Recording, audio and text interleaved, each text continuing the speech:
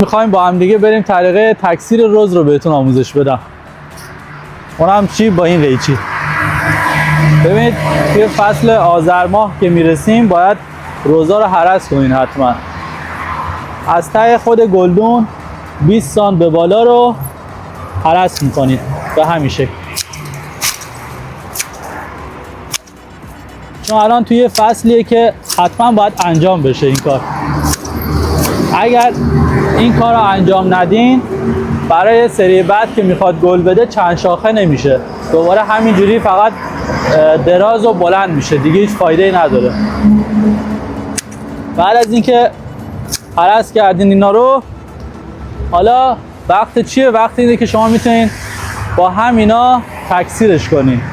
حالا یا میتونین توی خود همین قلمش بزنین چون خاک و ماسه است دیگه، یا اینکه میتونین توی گلدون جداگانه یا توی باغچه‌تون قلمش بزنین. قلمش هم که خیلی راحته، تهشون مثل همین که الان اوریب قیچی شده، عین همین قیچیش میکنین، برگای پایینش رو میکنین و به همین حالت، حالا تهش اگه دوست داشتین قاشقش بزنین که خیلی بهتره. به همین حالت توی خاک و ماسه میکنین، خیلی راحت.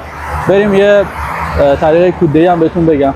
توی این فصل که میرسیم باید از اسیتیومیک استفاده کنین و چی؟ اگه گفتین کود 10-52 یک کود فوق‌العاده است. از این دوتا هم میتونین با هم میکس کنین، هم میتونین به صورت جدا جدا به ریشش بدین.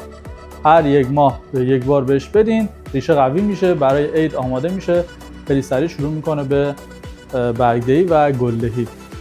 اینا هم موجود داریم، خود رز هم موجوده. اگر که دوست داشتین میتونین کلیپ رو برای بقیه بفرستین تا بدونن توی آذر ماه باید چیکار کنن.